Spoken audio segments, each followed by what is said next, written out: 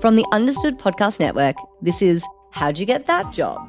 A podcast that explores the unique and often unexpected career paths of people with learning and thinking differences. My name is Eleni Matteo, and I'm a user researcher here at Understood. That means I spend a lot of time thinking about how we find jobs we love that reflect how we learn and who we are. I'll be your host.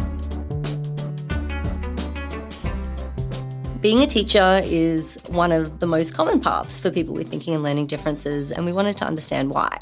So today we're talking to Chris Ivan, a social studies teacher in Columbus, Ohio. Chris has ADHD. He hated social studies as a kid. In fact, he didn't like school all that much at all, but he became passionate about wanting to help and make a difference in the classroom. And we want to welcome Chris to the show. Welcome, Chris. Hi. I would love for you to talk a little bit about going to school growing up and where your inspiration came from to become a social studies teacher. I definitely hated social studies at first. It was like, okay, we got all these people that are dead. They did things. Congratulations. How does that impact little old Chris Ivan, who is in 9th grade, just trying to scoot on by? How does this affect me? Why do I care about what old dead people did? I kind of liked English, but even then, I just wasn't that into school. I had a teacher, he made it fun. He was funny, he was charismatic. He definitely showed an interest in not only the subject, but the students' lives. And I didn't always get that growing up. I didn't get the kind of people to be interested in like what was going on in my life. So having that experience really inspired me to pursue education as a career field, just so I could be, a blending voice to kids for their personal issues. That's awesome. Tell me about your teacher. He would draw parallels sometimes, like, how does this connect to you? And he would just also crack jokes all the time. And that kept my attention. So I feel like even though I hated social studies at first, it was the one that I ended up falling in love with. And even with most people I've talked to since I became a social studies teacher, they'll be like, oh, you're a teacher. What kind? Social studies. Oh, I hated that class. Most kids do. And now you're a teacher. I told that story, actually, to my kids. They're like, why do you want to be a social studies teacher? I was like, well, I actually despised social studies for the longest time. And the one kid went, that's literally how I am with you. I'm like, I almost cried. Oh, I don't do that. But I almost cried. Like, that meant so much to me that you need to hate social studies and you enjoyed it because of me. That meant a lot. If they think social studies sucks, I try to make it not suck for them. What are some of the ways that you make it not suck? Joking around, random historical facts that I guess could be taboo. There's theories that Ben Franklin died of syphilis from a French lady of the night, and I bring that up, and they're just like in shock that a teacher would bring that up. I'm like, look, it's history. I can talk about that. And like, it's dumb little history facts that it helps them remember other parts of the lesson because now they want to hear more of that. They want to hear more of that obscure stuff. So even if you just have one occasionally, they're like, okay, so what else is he going to say? So I feel like I don't even have to come up with the joke sometimes. The joke's just in history. It's okay to go off topic occasionally, which having ADHD, I do a lot. They take advantage of that sometimes because they know they can get me off topic and go on a tangent somewhere else. And then I catch myself. I'm like, hey, stop. But it's that kind of conversations and that rapport with the students that really get them to want to learn when you are learning. And so you mentioned your ADHD, and one thing that comes up is going on a tangent. Are there any other things that show up in the classroom with your ADHD? And are there any strengths that you're able to play into in the classroom? So hyperfixation is both my love and my hatred of my life, because if I can focus it on something, it's great. And there's been times where I've been able to zone it on a direct, like, more productive path. But then there's times I'm 2 hours down a rabbit hole on Facebook, wasting my life away. So if you can learn how to like fix that hyperfixation and focusing on something else, that has helped me before. You have to dial it back sometimes and notice when you're doing it. There's times, though, where you just get so caught up in a conversation that you forget that I'm a teacher. Like, I'm like, oh crap, we didn't do anything this class period. So that can both be a benefit and a downfall. Also, sometimes just with ADHD, there can be some slight mood swings. I can tell when I'm getting like tense and irritated. Working with kids can be very stressful at times. I love those little guys to death, but sometimes they just severely get under my skin. But I love them to death. But the hyperness helps a lot because, I listened to a keynote speaker one time. His name is Kevin Honeycutt. And he said that kids that grow up in chaos learn best in chaos. And that's just something that has stuck with me throughout because I get that. Like, I grew up in chaos. And I knew I learned best in not a traditional atmosphere. I learned best when someone was, standing on a desk doing something wacky because out my attention. So, I mean, I like to play on that a lot. What is it about growing up in chaos? What is it about chaos that allows you to thrive? We had severe financial issues. Mom was disabled. My dad lost his job, tried to open a business, and it folded.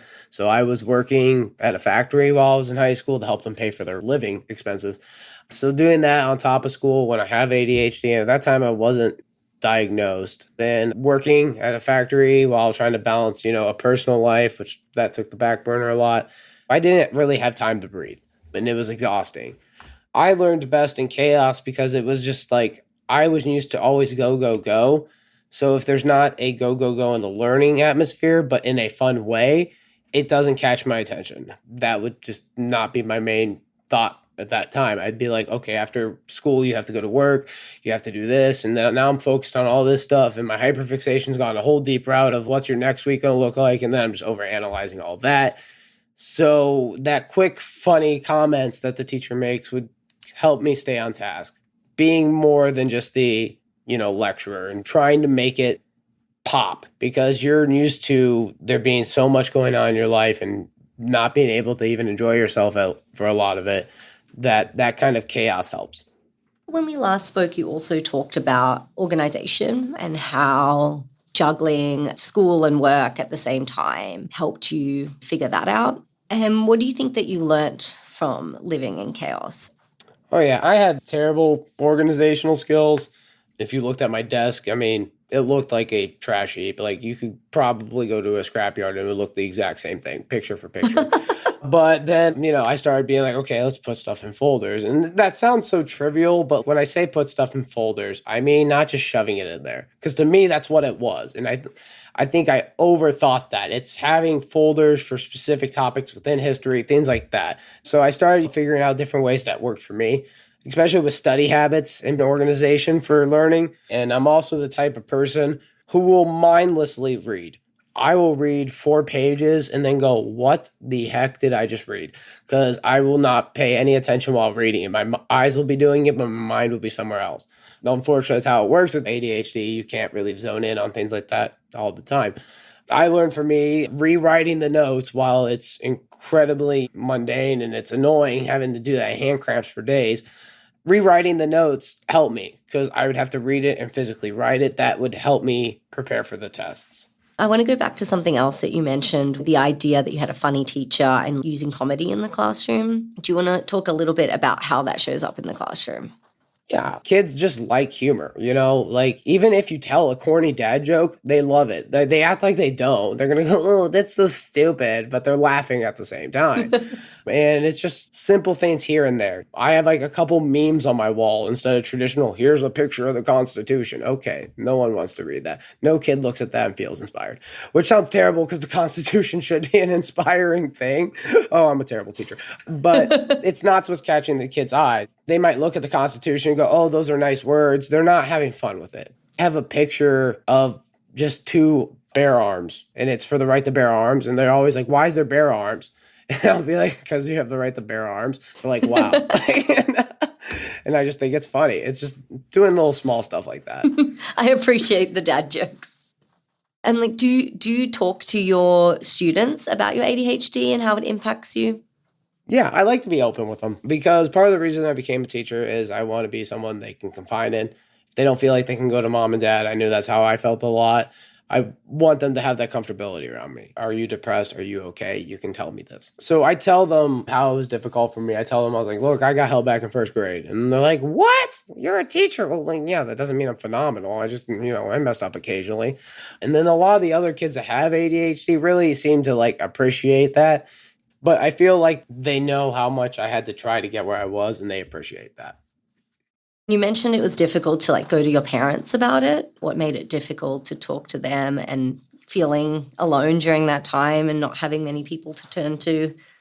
My parents are just very religious, and there's nothing wrong with that. But, it was kind of like to the point where God will fix it if we pray. And my mom was just the type that didn't want to accept her son could be like that, I guess. She didn't want me to have an IEP. She didn't want stuff like that. So when I tell them about my ADHD and how I was also feeling depressed, I just felt like a lot of times, I had no one to come to about it. And then I had some teachers, they would see that I was trying, but I was like easily off task all the time. And they could see that a lot of days I was just physically upset and exhausted. And they would check in, just pull me out in the hall. At first, I thought I was like, oh, crap, I'm getting in trouble. I don't even know what I did. They're just to check in on me. How are you feeling? You okay? And, that just meant a lot because I didn't get that as much from my parents as I did from teachers. My track coach, he knew of our financial situation. He knew that sometimes I had to miss practice to go work. They had these jackets and whatever you could buy if you're on the team.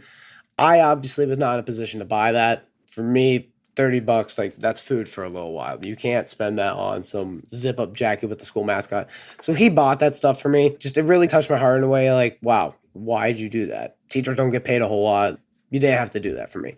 So they went above and beyond, like I was almost like their kid. And I felt like that was just, I don't know, that's something I kind of wanted one day. I wanted to kind of be someone that could be like, I'm taking care of you even though you aren't my own. Yeah, that's really beautiful. And I know that you talked about this idea of going on a tangent, and sometimes the kids take advantage of that a little bit. Were there any surprises when you first started teaching or any challenges that showed up that you didn't expect? I didn't think that I would be that distracted that easily. They definitely take advantage of it. They know I love Batman, so I will zoom in on that, like whenever you talk about it. So we'll mention something, and then when I'm like finally start to catch back on, okay, we need to do this. They're like, wait, one more question. And you don't want to tell them no. And then you go on a tangent again, so it's a problem. And I know we've talked about your journey becoming a teacher. What do you think about being a teacher for other people who have ADHD? Do you think it's a good job or a good career for people who think and learn differently? I think it is because you understand how people learn. You understand that not everyone's the same.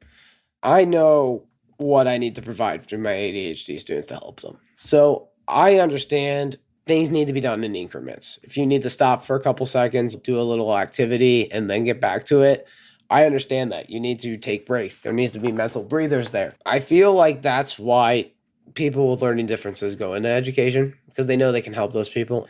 I feel like that's why another reason, because they had a good interpersonal connection with a teacher. You talked about thriving in chaos, about this idea of it being, like a very stimulating environment. There's a lot of variety. It's very unpredictable. You have to think on your feet a lot. You don't necessarily know what the kids are going to throw at you. It's definitely good for ADHD because ADHD, you have quick reactions. I mean, there's hyperfixation, but you're also quick to react to things. I've always been able to play out things in my head a little bit as they move along. And it's very good because it is all over the place. And when you're someone that learns best in chaos, this job is chaos. You don't know if a kid's going to smile and say, how's your day going? Or if they're going to punch a locker. It's all over the place. It's unpredictable. And I think that's really good in a lot of ways, especially when you have ADHD. If you do repetitive things all the time, your attention's all over the place. You no longer have that zoned in on that. But when things are doing different things almost every other day, it can keep you more alert and paying more attention. I could never do someone's taxes. I could not just look at papers all day and fill in numbers. There's no way. I do think that's very great for somebody that needs the extra stimulation, because even if you teach the same lesson twice a day, it's not the same lesson those two times. You just mentioned not really enjoying repetitive tasks, and I know you had other jobs before you were a teacher. What are some of the things you learned about yourself during those jobs? Was there anything that you were able to reapply to teaching, or anything that made you figure out that maybe that wasn't the job for you? Yeah, I mean, I've done a lot of jobs. Done factory work, several different kinds of factory work. One time was sanitation.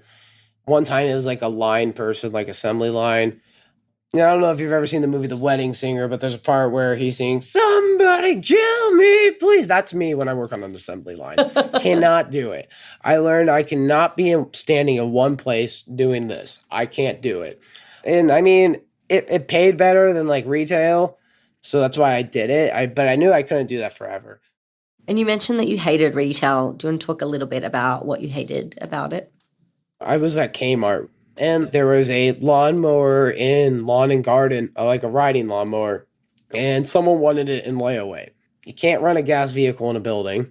So I had to push by myself a manual riding lawnmower across from one end of the store to the other. And like, that was awful. And just like, there was no room for improvement. And stocking shelves is just so boring. And there's a thing called like facing shelves where you just push it forward.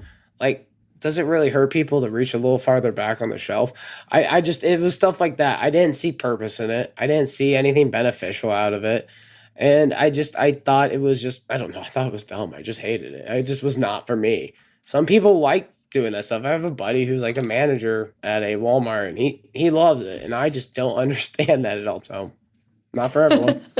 Definitely not. I used to work in a supermarket, and I also did facing, so I know exactly what you're talking about. I hate it. I hate it. I don't, like, why does that matter?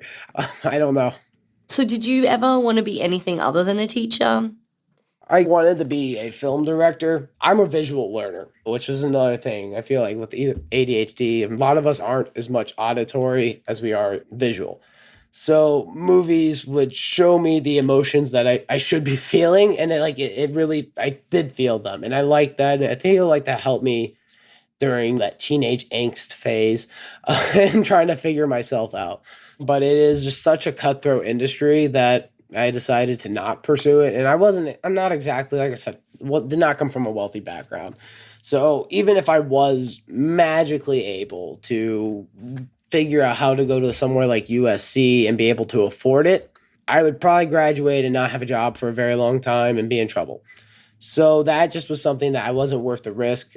And I thought about being a lawyer for a while, but I don't know if I would be good for it because, like I said, I like teaching because I help people. I like helping people.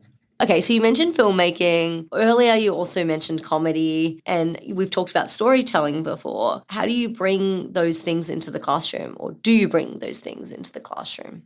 I like to just include life stories. And I actually have this technique where if they're getting off topic, I will bring up a random story, but I won't finish it. And there'll be one that sounds like it has an exciting ending. And they'll be like, dude, Mr. No, tell us. And be like, okay, we got a lot of work to do.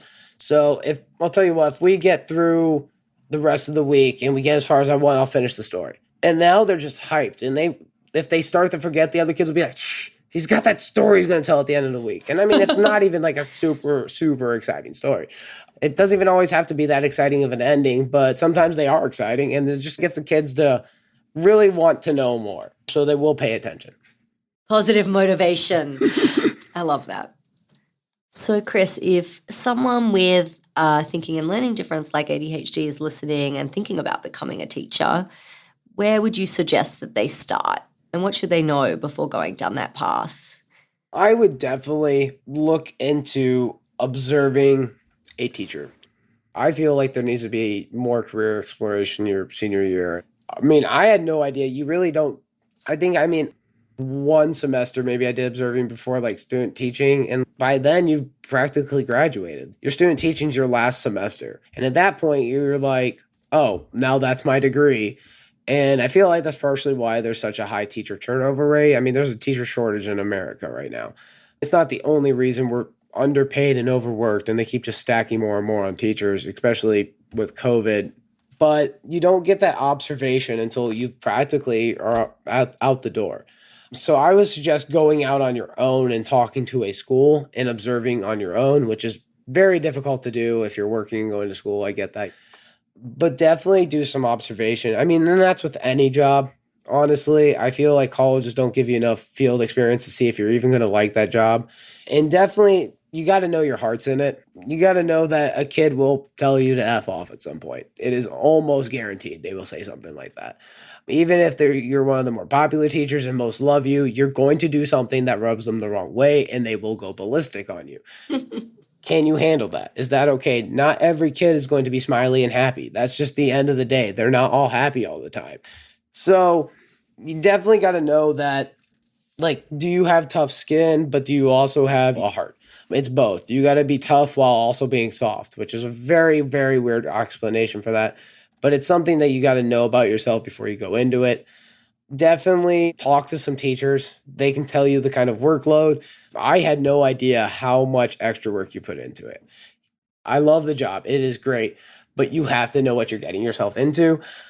We hold teachers to this very high standard, but for real, if it's something that you want to do, just know that you are doing something a lot of people just simply could not do.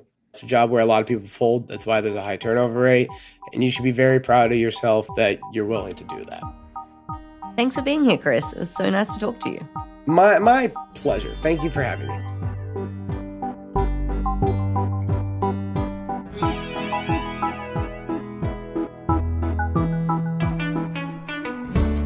This has been How'd You Get That Job, a part of the Understood podcast network.